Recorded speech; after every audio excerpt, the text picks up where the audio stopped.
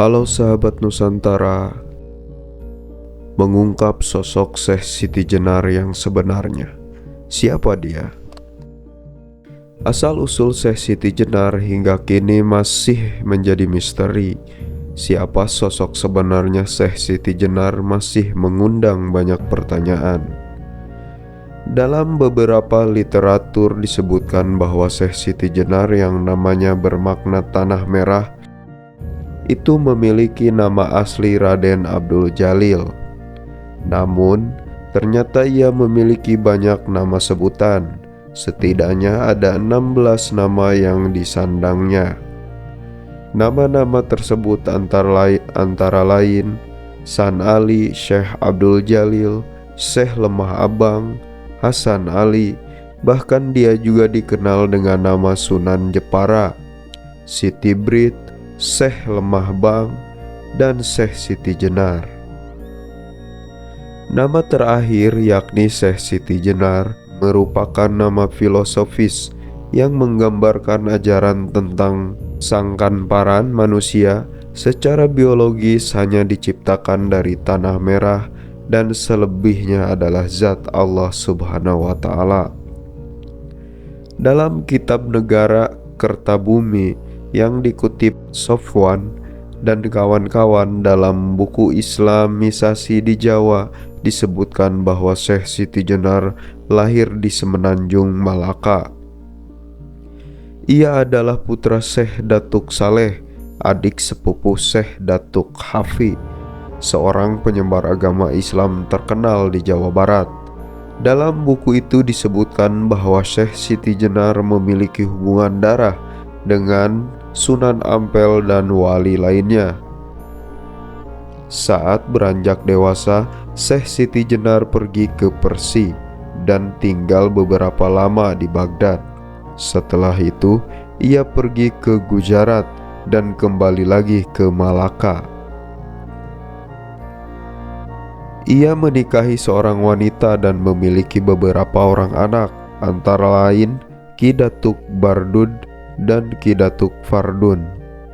Lain cerita dalam kegiatan Borobudur Writer dan Cultural Festival 2012. Dalam acara tersebut diungkap bahwa Syekh Siti Jenar diduga adalah anak dari Sunan Ampel.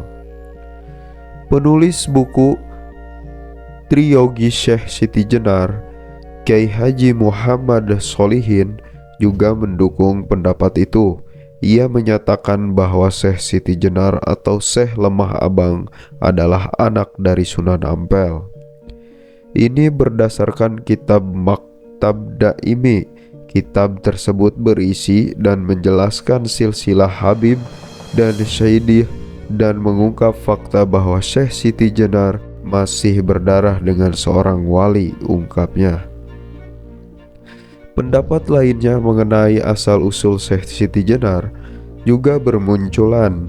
Abdul Munir Molhan dalam buku Syekh Siti Jenar Pergumulan Islam Jawa menyebutkan bahwa Syekh Siti Jenar berasal dari Cirebon, Jawa Barat dengan nama asli Ali Hasan atau Syekh Abdul Jalil. Syekh Siti Jenar hidup pada abad ke-16 Masehi. Ia dilahirkan di lingkungan Pakuan Caruban, Cirebon sekarang. Sang ayah merupakan seorang raja pendeta bernama Resi Bungsu. Suatu hari, Resi Bungsu marah kepada si anak dan mengutuknya menjadi cacing. Dari situlah awal pengembaraan dimulai. Ia juga menguping wajengan dari Sunan Bonang kepada Sunan Kalijaga tentang ilmu luhur. Sementara itu, dalam literatur lainnya disebutkan nama asli Syekh Siti Jenar adalah Said Hasan Ali Al-Husaini yang dilahirkan di Persia, Iran pada 1404 Masehi. Ia adalah seorang Said atau Habib keturunan Rasulullah. Sejarawan lulus S2 Universitas Gadjah Mada, Anom Lasem, sepakat dengan literatur tersebut. Ia menyampaikan bahwa Syekh Siti Jenar adalah seorang keturunan Persia. Dari Persia ke Malaka, dari Malaka ke Cirebon, kemudian dakwah di tanah Jawa. Dari barat ke timur, kembali lagi ke Cirebon, ujar Anom. Anom membantah literatur yang menyebutkan bahwa Syekh Siti Jenar merupakan anak dari Sunan Ampel. Menurutnya, bila ia benar anak Sunan Ampel, maka seharusnya Syekh Siti Jenar berdarah Indocina seperti sang ayah.